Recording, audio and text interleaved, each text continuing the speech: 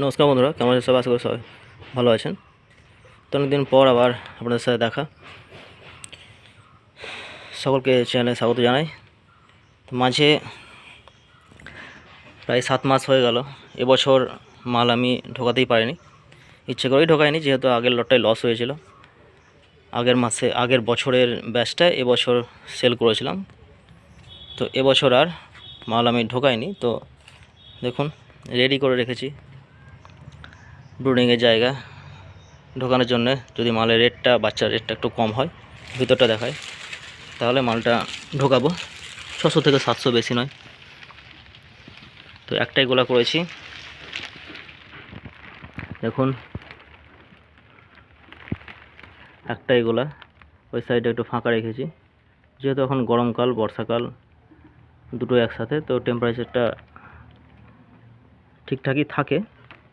6টা বাল্বের ব্যবস্থা করেছি। দেখুন 1 2 তার ঝুলছে, 4, এদিকে 5 আর 6। একটাই গোলা। ওই সাইড থেকে একটু দেখাচ্ছি, ভালোভাবে তিরপল দিয়ে মুড়ে রেখেছি। ব্রুডিংটা আমি মোটামুটি রেডি করে রেখেছি। কয় বাচ্চা ঢুকবে বলতে পারছি না, খুব একটা পরিস্থিতি ভালো নয়। অর্ডার করা আছে 600 থেকে 700। বাচ্চার রেটটা যদি 20 টাকার মধ্যে হয় তাহলে ঢুকবে, আর তা না হলে বলতে পারছি না। তো এই সাইড থেকে এবার একটু দেখাই। এদিকে গেটের মতো করে রেখেছি, খুলে রেখেছি।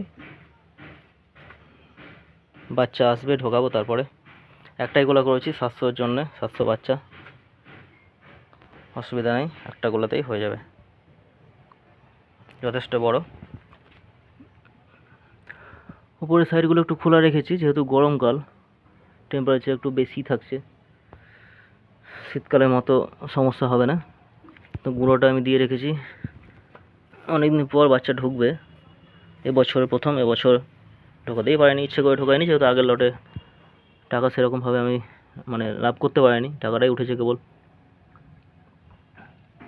তো ওই জন্য ভিডিও মাঝে আর বানাইনি, যেহেতু মাল ছিল না, ভিডিও আর কি বানাবো। ফার্মটা একটু কাজ করতে হয় মনে হচ্ছে, জায়গায় জায়গায় গর্ত হয়ে গেছে, তিরপল ফুটো হয়ে গেছে, ইঁদুরে ফুটো করে দিয়েছে, ঠিক করেছি। তো দেখা যাক, এই লটটা উঠলে পরে একটু কাজ করব। তিরপলগুলো নিজে নিজে প্লাস্টিক দিয়ে, টেপ দিয়ে ফুটোগুলো বন্ধ করেছি, যাতে বর্ষাকাল জলটা না পড়ে। ওই সাইডে কয়েকটা জায়গা ফুটো আছে, জল পড়ছে, ওই জায়গাগুলো ঠিক করব।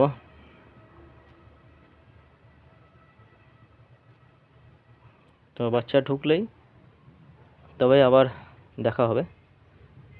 একটা ভিডিও আগে আমি বানালাম, রেডি করে রেখেছি ফার্ম, কীভাবে রেডি করেছি বর্ষাকাল, সেটা একটু দেখানোর জন্য আজকের এই ভিডিও।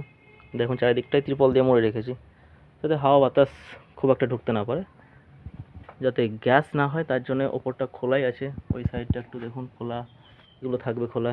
এমনিতেও ত্রিপল একেবারে যে প্যাক তা নয়, ফাঁক ফোকর দিয়ে হাওয়া বাতাস ঢুকবে, গ্যাস হওয়ার কোনো ভয় নেই। হিটটা যাতে ঠিকঠাকভাবে মেনটেন হয়, সেটার জন্য আমি প্লাস্টিক দিয়ে চারিদিকটাকে ঘিরে রেখেছি। কিছু সাইড খোলা থাকবে। তো হচ্ছে অবস্থা, পোকামাকড়ের ভয় বেশি এই বর্ষাকালে। সাপ খোপ যাতে না ঢোকে সেটা খেয়াল রাখবেন। ব্লিচিং পাউডার, কার্বলিক অ্যাসিড ফার্মের চারপাশে যেন দেওয়া থাকে, এটা মাথায় রাখবেন। মুরগির বাচ্চা হচ্ছে সাপকে বেশি আকৃষ্ট করে, পোকামাকড়কে।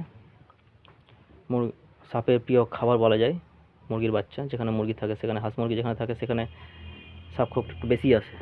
তো মাথায় রাখবেন, যেহেতু বর্ষাকাল। দেখা হবে আবার বাচ্চা ঢুকলে। ভালো থাকবেন সবাই, ধন্যবাদ।